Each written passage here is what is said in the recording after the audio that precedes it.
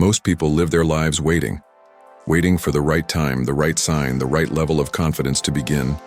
They wait for motivation to strike like lightning, not realizing that lightning never strikes those who never move.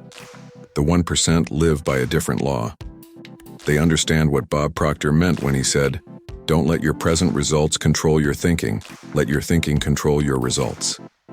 They know creation doesn't begin when the world says go. It begins the moment you decide to act, even when nothing around you says you should. While the 99% talk about change, the 1% embody it. They wake up before the sun, not because it's easy, but because they made a pact with their future self. They stopped waiting for inspiration. They became the source of it. They realized that every minute spent waiting is a minute drifting away from the life that could be built. Napoleon Hill once wrote, "Do not wait. The time will never be just right. Start where you stand." And that's what separates the 1%. They don't ask for conditions to improve. They improve the conditions. They don't wish for clarity. They create clarity through motion. Every step forward, even the smallest one, begins to summon new opportunities that were invisible to the idle mind. Neville Goddard called this the law of assumption, the belief that reality conforms to your state of consciousness. The 1% live from the state of being creators, not seekers. They act as though what they desire is already unfolding, and through that conviction it begins to unfold. They assume the role of the architect, not the observer. And here's the hard truth. No one is coming to hand you the perfect circumstances. No one will knock on your door and say, "It's your time now." The 1% don't need permission because creation is their permission. They've understood something sacred, that waiting is not patience. Waiting is decay. This is your awakening. The moment you stop hoping for rescue and start designing your own escape. You can spend your life watching the creators build their worlds, or you can pick up your tools and build yours. Because the 1% aren't special, they're just awake. And once you awaken, you can never go back to sleep. If these words ignite something inside you, subscribe to The Shifted Self, where we don't just talk about change, we become it. The illusion of the perfect moment is the greatest thief of potential. It whispers softly, "Just wait a little longer. Wait until you're ready. Wait until you feel confident. Wait until everything lines up." And while you wait, life moves on, quietly, indifferently. Napoleon Hill once wrote, "A person who cannot make a decision promptly cannot be depended upon to carry through any decision he makes." The 1% understand that waiting for the right moment is an emotional drug. It gives the comfort of control without the responsibility of movement. It feels safe, but it kills slowly. Bob Proctor taught that your subconscious is programmed by repetition, by the paradigms you live in every day. When you delay action, you reinforce the paradigm that you are not ready. You feed the identity of hesitation. Every time you say "not yet," you tell your mind that uncertainty is your master, and it obeys. Neville Goddard went further. He said the secret is to live from the end, not toward it. If you keep saying, "Someday I will," you trap your desire in an endless tomorrow. But when you assume the feeling of "it is done," the universe bends to that assumption.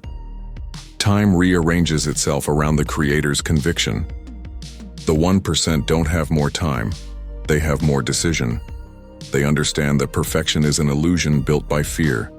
There will never be a perfect season, a perfect alignment, or a perfect mindset.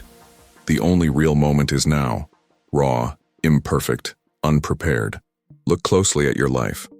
How many dreams have died in the waiting room of almost ready? How many times have you mistaken hesitation for patience? Patience is rooted in power. Waiting is rooted in fear. The difference between the 1% and everyone else is not opportunity, it's urgency. While the masses prepare, the creators experiment.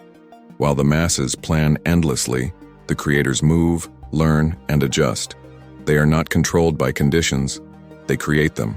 So ask yourself, what have you been postponing in the name of timing? What life are you sacrificing on the altar of readiness? Because every time you postpone action, the gap between who you are and who you could be grows wider. There will never be a better moment than this one. Not because this moment is easy, but because it's real. The 1% know this truth. You don't wait for clarity to act. You act to become clear. Every transformation begins the same way, with a single decision. Not the kind of decision you make with words, but the kind that rewires your entire being. The kind that burns the bridges behind you and makes retreat impossible. Napoleon Hill wrote that, "Decision is the master key that turns desire into reality." He observed that successful people make decisions quickly and change them slowly, while unsuccessful people hesitate endlessly and change them often. Why? Because indecision is a form of fear. The fear of loss, the fear of being wrong, the fear of stepping into the unknown. The 1% understand that clarity doesn't come before decision. It's born from it. They know that the universe rewards commitment, not confusion. The moment you decide, you shift your vibration, and everything that matches that new frequency begins to move toward you. Bob Proctor used to say, "The moment you make a committed decision, your higher self takes over." Because a real decision isn't made in your mind, it's made in your spirit. It's a command to life itself. It says, "I no longer accept anything less than who I was meant to be." Neville Goddard described this as the act of assuming the end, to decide inwardly that it is done, even when nothing in the outer world confirms it. When you make that kind of decision, you stop asking if. You start living as if. And something mysterious begins to happen. People appear. Resources align. Opportunities seem to find you. But they weren't hiding. They were waiting for you to commit. Because creation only responds to decisiveness. The 99% hesitate because they want guarantees before they leap. The 1% leap first, and their faith builds the bridge on the way down. They don't say, "I'll try." They say, "I will." And in that single shift of language, their identity changes from dreamer to creator. Think about it. How many half decisions are you carrying right now? How many times have you said, "I want to change," but left the back door open, just in case? You cannot create with 1 foot in and 1 foot out. The universe doesn't respond to maybes. Every major breakthrough in history began with one person who made a decision so deep, so absolute, that it became identity. The 1% aren't luckier. They're decided. And once you decide, the impossible starts reorganizing itself around your will. If you're waiting for a sign, this is it. The moment you decide who you are, everything else will decide to meet you there. Every great creation begins with a shift in consciousness. Before a single action, before a single result, there is a thought wrapped in emotion, powerful enough to move the invisible. The 1% understand this truth better than anyone else. They know that life doesn't respond to what you wish. It responds to what you believe. And belief isn't built by logic. It's built by repetition, imagination, and emotional certainty. Napoleon Hill called this creative imagination. He said it's the faculty through which all major plans, inventions, and fortunes are created. Ordinary minds use imagination for escape. The 1% use it for construction. They build with it. They sit with closed eyes and see, not what is, but what must be. Bob Proctor took this further. He taught that your paradigm, the collection of habits and beliefs running beneath awareness, is the true governor of your results. You can't create a new life with the same paradigm that built the old one. So the 1% renew their minds daily, intentionally. They don't wait for a new mindset to appear.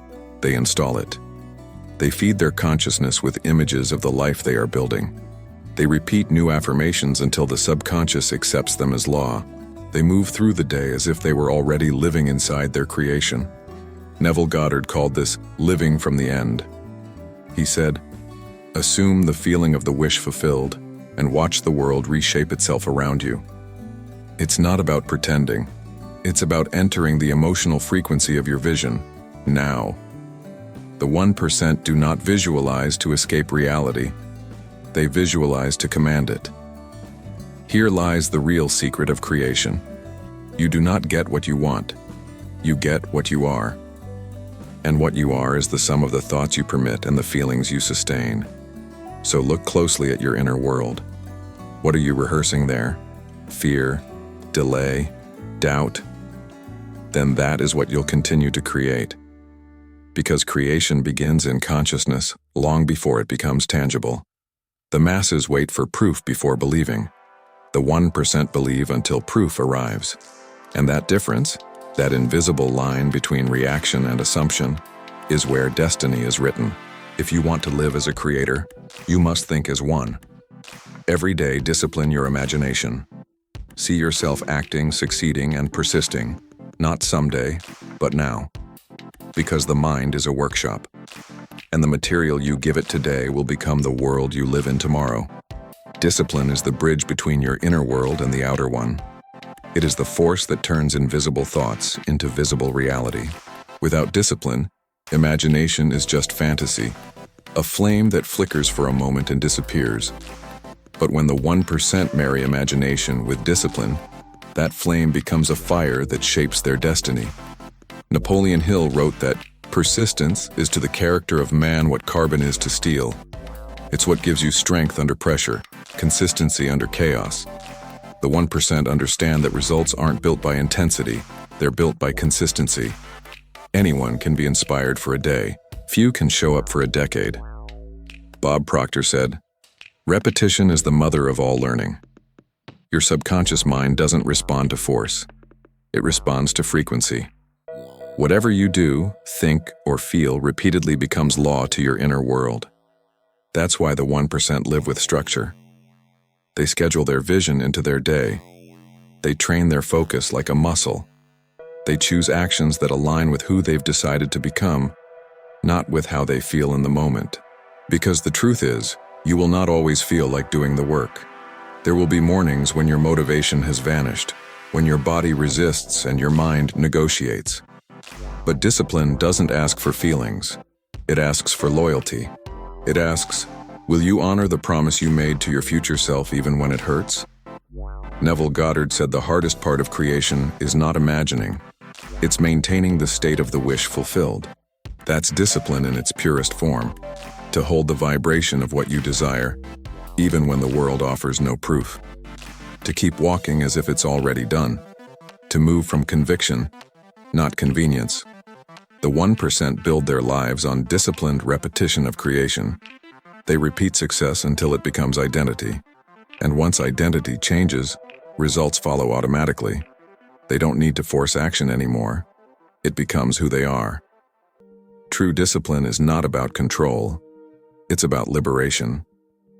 Because when you control yourself, nothing else can control you. You become the master of your time, your focus, and your direction. Discipline gives you power over the one thing you truly own, your choices. So when your mind says, "I don't feel like it," remember, your feelings are not the captain of your ship, they're passengers. And your discipline is the one steering the wheel. The 1% don't build their habits out of motivation.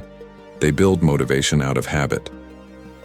Each small act of consistency becomes a declaration to the universe. I am in command. I am a creator. I keep my word. Discipline isn't glamorous. It's quiet, repetitive, unseen. But it's in those unseen hours that the foundations of greatness are laid. That's why the 1% never wait for alignment. They align themselves through routine. You don't rise to the level of your goals. You fall to the level of your habits. And if you build those habits with discipline, you rise anyway. Effortlessly, inevitably, unshakably. Every human lives inside a pattern, a mental loop built from years of repetition, experience, and emotion. Bob Proctor called this the paradigm, the invisible program that dictates how you think, feel, and act.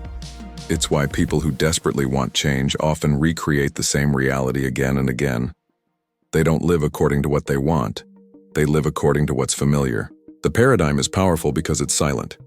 It doesn't shout. It whispers. It convinces you that you're making choices, when in truth, you're only repeating reactions. You're not making decisions. You're running scripts written long ago by fear, family, culture, and survival. Napoleon Hill warned that thoughts are things, and that every thought vibrates, attracts, and builds form. If your habitual vibration is one of doubt or delay, you'll magnetize more of it, no matter how many affirmations you speak. That's why the 1% focus not on changing what they do, but on changing who they are being. Because when you shift the paradigm, the behavior changes by itself. Breaking the paradigm begins with awareness. You must become the observer of your own programming. Watch your thoughts, your patterns, your justifications. Listen for the inner voice that says, "This is just how I am." That phrase is the cage. Bob Proctor said, "When you change the paradigm, everything else automatically falls into place." But he also warned, the mind will fight back, because paradigms don't die peacefully. They resist. They seduce you with comfort. They whisper, "Why change what's working enough to survive?" That's the trap. Survival. Paradigms don't want you to thrive. They want you to stay predictable. And to the ego, predictable feels safe. But to the soul, predictable is prison. Neville Goddard explained that to escape this prison, you must change your state of consciousness. He said, "You can't change the world until you change the imaginal act from which it springs.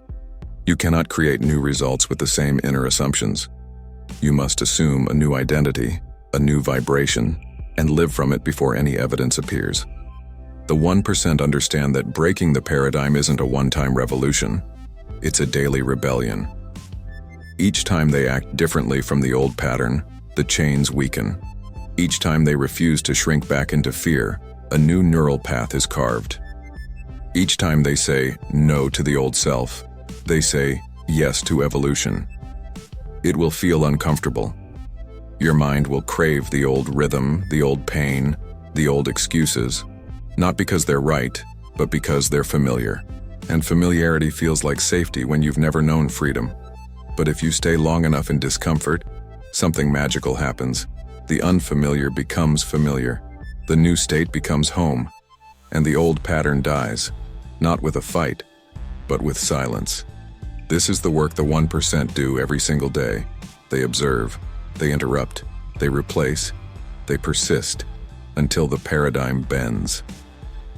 You don't destroy the old self by hating it. You dissolve it by starving it, by refusing to feed it energy, attention, and repetition. And every time you do that, the new self grows stronger. Breaking the paradigm isn't easy, but it's the price of creation. Because the future doesn't belong to those who wait for permission. It belongs to those who reprogram the permission within. The 1% don't create once, they create daily. For them, creation is not an event, it's a habit. It's not a burst of inspiration on a perfect day. It's a rhythm they build through discipline and repetition. Napoleon Hill said that any idea, plan, or purpose may be placed in the mind through repetition of thought. That's how the 1% work. They know that a thought repeated long enough becomes a belief. A belief repeated long enough becomes identity. And identity repeated through action becomes destiny. They don't wait for inspiration, they train it. Every morning they set a mental frequency. They visualize, affirm, write, move, act. It's not because they have time, it's because they've understood time is a tool for creation, not a constraint. Bob Proctor taught that your paradigm changes only through repetition and emotion. That's why the 1% build emotional connection to their daily routines. They don't just go through the motions, they associate feeling with every small win. Each morning, they remind their mind, "I'm a creator. I move forward today." Each night they record one proof that creation is working. Over time, this habit creates a loop of power. Action produces evidence. Evidence strengthens belief. Belief fuels more action. And the cycle of creation spins faster and stronger. Neville Goddard would call this maintaining the state. He said that to remain in the feeling of the wish fulfilled is to let creation solidify into form. That's why the 1% repeat their imaginative acts like rituals, not because they doubt, but because they're strengthening the state until it becomes normal. They understand that change is not one big decision. It's 1,000 tiny ones made with the same intention. Each time they choose creation over distraction, discipline over comfort, faith over fear, they etch a new path into their brain and spirit. The habit of creation is not just about productivity, it's about presence. It's the awareness that you are constantly building the world through your attention. Every thought you sustain is a brick. Every emotion you repeat is cement. Every action you take is structure. Most people waste their attention on things they don't want, and then wonder why they keep rebuilding the same life. The 1% are architects of attention. They don't feed distraction, they feed direction. They choose intention over reaction. They create momentum on purpose. You want to change your life? Make creation your habit. Don't create only when you're inspired. Create until you become the inspiration. Let every day be a new stroke on the canvas of your becoming. The 1% don't wait for the right energy. They generate it. They don't wait for alignment. They align through repetition. Because when creation becomes habit, you no longer have to remember who you want to be. You just are. The moment you decide to rise, resistance appears. It always does. Not because the world is against you, but because the old version of you is fighting for its life. Bob Proctor said that when you try to change your paradigm, your body and mind experience psychological terror. That's the resistance. It's your subconscious screaming, "We've never been here before." It doesn't know how to feel safe in expansion, so it tries to pull you back into what's known, into the smallness that feels like home. Napoleon Hill called this invisible force the opposition of fear. He said, "Every man who has ever reached success has felt the chilling hand of fear grip him before he moved." The difference between the 1% and the rest? The 1% move anyway. They know resistance isn't a sign to stop. It's proof that they're on the edge of transformation. The bigger the resistance, the closer they are to breakthrough. Because resistance only appears when something powerful is being born. Neville Goddard described this as the testing of your assumption. When you assume the feeling of your wish fulfilled, the outer world will test you. It will give you every reason to doubt your new state, not to punish you, but to strengthen it. Each challenge is an invitation. Will you return to your old vibration, or will you hold the new one? That's why the 1% don't run from resistance. They face it. They breathe through it. They use it. Because they understand that growth and discomfort are twins. You cannot have one without the other. Resistance shows up in many forms: procrastination, fatigue, overthinking, self-doubt, excuses disguised as logic. It's not the world stopping you. It's your comfort zone, dressed up as reason. And here's the secret the 1% live by. You don't overcome resistance by fighting it. You overcome it by acting anyway. Action dissolves fear faster than thought ever could. When you move even a little, the illusion of paralysis breaks. Because movement is proof to your mind that you are no longer the same. Every time you act despite fear, your nervous system learns something new. That the unknown isn't fatal, it's fertile.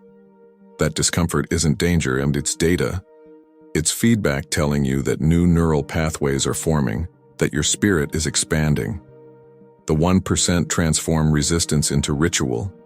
They expect it. They welcome it. They even thank it, because it reminds them they're alive, evolving, and growing. The masses stop when resistance appears. The 1% smile, whisper, "There you are," and keep going. Because they know that behind every wave of fear is the gate to freedom. You don't eliminate resistance and you outgrow it.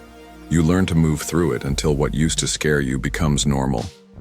And one day, you'll look back and realize the resistance you feared most was never an enemy. It was your initiation.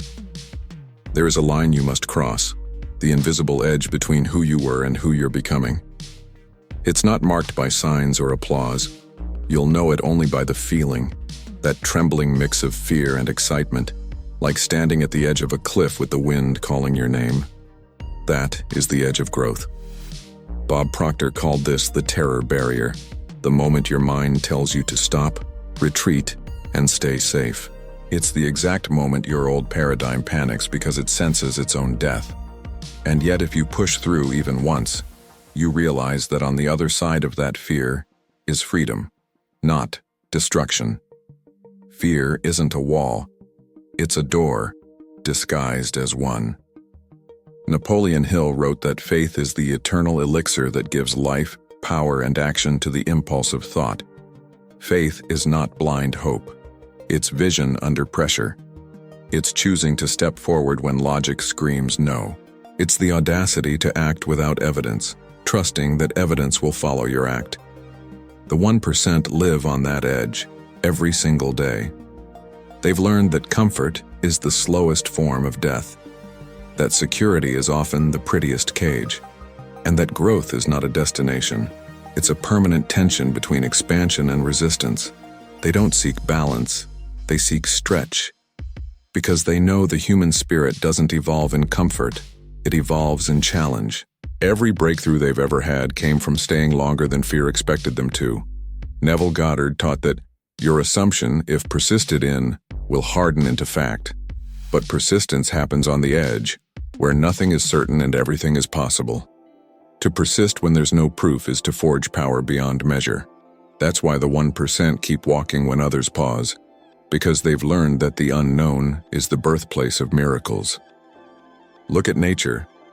A seed must break open to grow. The shell must split. The darkness must deepen before the sprout sees light. That's what growth looks like. Destruction, followed by creation. Pain and beauty intertwined in divine rhythm. Most people turn back at the crack. They feel pressure and call it failure. The 1% feel pressure and call it proof. Proof that evolution is happening beneath the surface. This is where you must learn to live. At the edge. Because the edge isn't punishment. It's where transformation breathes. It's the threshold between your potential and your power. When fear rises, don't shrink. Lean in. When your mind whispers, "This is too much," answer, "This is where I grow." Every great creator, every visionary, every world shifter lived here at this edge. They built kingdoms of strength from moments of trembling. They found faith in uncertainty and peace in motion. So stay at the edge, even when it shakes, because that's where the 1% live, and that's where the next version of you is waiting to be born. Faith without action is fantasy. Action without faith is chaos. But when faith and action walk together, creation begins.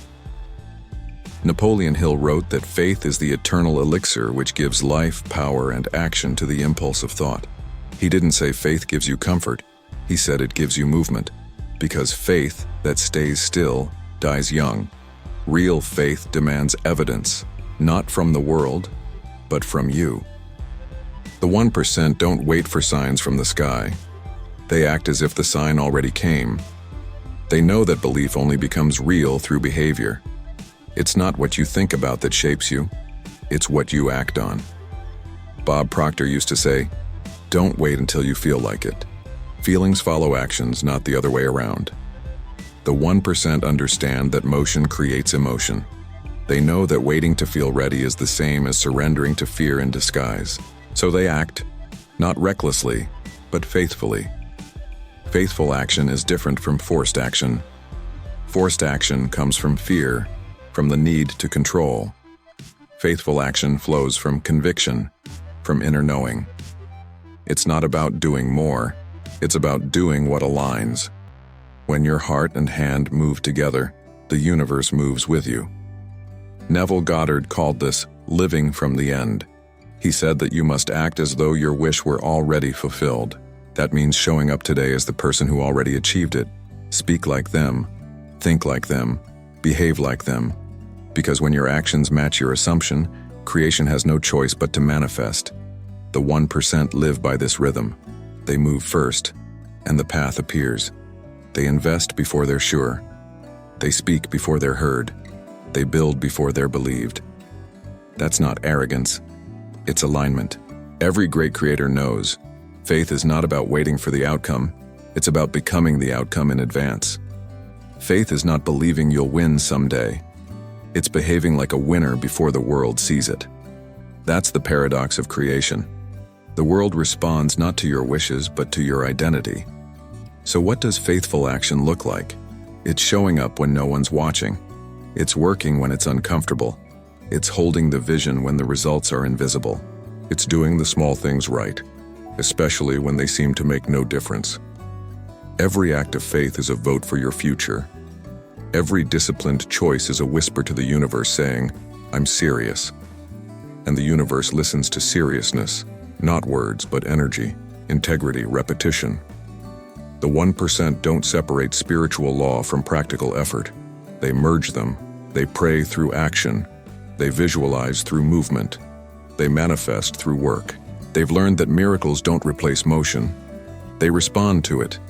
That divine timing is not about waiting. It's about walking in sync with what you've already declared. Faithful action is the sacred handshake between the invisible and the visible. It's when your spirit says, "I believe," and your body says, "I will." That's when creation bows and reality rearranges. Persistence is not intensity. It's not the burst of motivation you feel after watching a speech or reading a quote. Persistence is energy. Slow, quiet, relentless. It's the heartbeat of creation. Napoleon Hill called it the sustained effort necessary to induce faith. He said that persistence is the key to faith, and faith is the key to power. Without persistence, even the strongest belief fades. Because faith, like a flame, must be fed daily, or it dies in silence. The 1% understand this law. They know that success is not a moment of explosion. It's a rhythm. It's what you do when no one's watching, when nothing seems to work, when your progress feels invisible. That's when most people quit. That's when the 1% double down. Bob Proctor used to say, "When you stay in vibration long enough, your desire becomes law." Persistence is exactly that, holding your vibration steady while everything around you tries to shake it. It's the invisible electricity that powers creation. Every repetition of discipline, every act of faith sends out a signal. I'm still here. I still believe. And the universe listens to that frequency, not your words, but your consistency. Neville Goddard taught that persistence in assumption is what turns imagination into fact. He said, "Remain faithful to your ideal even when the evidence denies it." That's what the 1% do. They don't chase results. They maintain resonance. They keep walking as if it's already done until it is. You see, persistence is not glamorous, it's repetition. It's showing up on day 200 the same way you showed up on day 1. It's believing on day 1000 with the same fire you had at the start. Maybe quieter, but deeper, more unshakable. The masses quit because they confuse waiting with failing. They think silence means nothing is happening. But the 1% know the truth. Silence is where roots grow. A tree doesn't sprout in noise. It grows in stillness, underground, unseen, until one day it breaks the surface, unstoppable. Every act of persistence rewires your mind, reshapes your identity, and reaffirms your direction. Each repetition carves a deeper groove in your consciousness until creation becomes automatic. Not effort, but expression. The 1% don't persist because it's easy. They persist because it's inevitable. They've removed the option to quit. They've decided that this is who they are, and identity doesn't negotiate with emotion. That's what gives persistence its energy. It's fueled by decision, not desire. Desire fades when it gets tired. Decision stays when it gets tested. And that's why persistence always wins. Not because it's stronger, but because it never leaves the game. So when you feel tired, when progress seems invisible, when nothing around you confirms your faith, remember, you're not being punished. You're being refined, because persistence isn't waiting, it's preparation. The universe is aligning with your vibration, testing if you're steady enough to hold what you asked for. The 1% know, it's not about how fast you move, it's about how long you last. Because persistence turns momentum into mastery, and mastery turns belief into reality. There comes a moment in every creator's journey when the chase ends, not because the goal is reached, but because the creator has become the goal. That's the moment the 1% live for, the moment when creation stops being something you do and becomes something you are. For a long time, you've been trying to attract success, to think it, visualize it, manifest it. But attraction without embodiment is like tuning to a radio station you never broadcast on. You can't receive the frequency you don't emit. Napoleon Hill said, "Whatever the mind can conceive and believe, it can achieve." But the 1% understand something deeper. It's not enough to believe in the goal. You must believe from the goal. There's a difference between thinking, "I will be," and knowing, "I already am."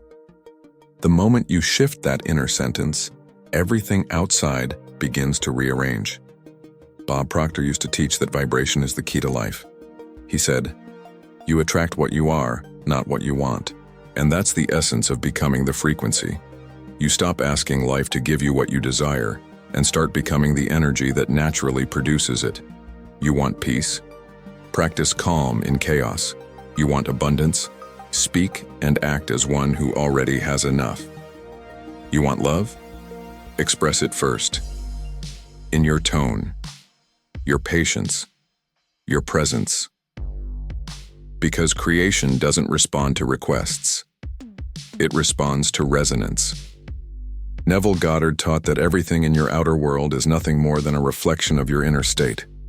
He said, "Change your conception of yourself, and you will automatically change the world in which you live." That's what the 1% have mastered. Alignment. They don't force the outer world to change. They tune themselves until the world has no choice but to match. Here's the practical truth. If you want a different reality, you must build new daily frequencies. Thoughts are frequencies. Habits are frequencies. Conversations are frequencies. Every morning you have a choice to broadcast doubt or conviction, distraction or focus, fear or faith. And whatever you broadcast today becomes tomorrow's experience. That's why the 1% live with intentional vibration. They choose thoughts that build, words that align, and actions that prove who they've already decided to be. Becoming the frequency means closing the gap between intention and embodiment. It means you stop waiting for life to mirror your desire. You start mirroring it first. You stop saying "I want" and start saying "I am." Because wanting reinforces lack. Being radiates wholeness. When you live as the frequency, creation stops being something you chase and becomes something you magnetize. People feel it in your presence. Opportunities move toward you like rivers seeking gravity. Not because you're lucky, but because you've become inevitable. So here's your practice for the next 24 hours. Carry yourself as the person who already lives the life you desire. Walk as them, think as them, speak as them, act as them. Not someday, but today. Because the shift isn't waiting to happen around you. It's waiting to happen through you. And when you finally become the frequency of what you desire, you'll realize the truth the 1% have always known. You were never chasing the dream. The dream was chasing you, waiting for you to match its vibration. You've been waiting for the right time, the right sign, the right opportunity. But the truth is, it was never coming. The shift you've been praying for is you. The 1% learned this truth the hard way. They stopped waiting for rescue, for recognition, for alignment. They realized that no mentor, no book, no miracle could replace the moment they decided to move. That's when everything changed, not because the world softened, but because they did. Because they stopped asking, "When will things change?" and started declaring, "I am the change." The world doesn't respond to your hopes. It responds to your embodiment. It bends for the one who knows they are the cause, not the effect. You have the same power that built empires, moved mountains, and created worlds. The power to decide, to act, to transform. No one is coming to save you. No one is coming to push you. No one is coming to give you permission. You are it. You are the permission. You are the miracle you've been waiting for. Napoleon Hill once said, "When defeat comes, accept it as a signal that your plans are not sound. Rebuild those plans and set sail once more toward your desired goal." The 1% live by that. They rebuild endlessly. They fall, realign, rise again. Because they know that failure isn't the end, it's feedback. Bob Proctor taught, "The moment you decide, your life changes. Not when you wish, when you decide." And Neville Goddard reminded us, "You are already that which you want to be." The only thing standing between who you are and who you're meant to become is belief. So decide now. Don't wait for the world to confirm what you already know in your soul. Take ownership. Act in alignment. Walk as the creator you were designed to be. And if this message spoke to you, remember, growth doesn't start when life changes. It starts when you do. Subscribe to The Shifted Self and stay connected to the fire that fuels your transformation, mind, body, and soul. Because every time you listen, reflect, and take action, you're not just watching another video. You're feeding the part of you that's ready to rise. The world doesn't need another follower. It needs another fire. It needs you, awake, responsible, alive. So stop waiting for signs. Be the signal. Stop waiting for light. Be the spark. Stop waiting for the shift. The shift isn't coming. You are the shift.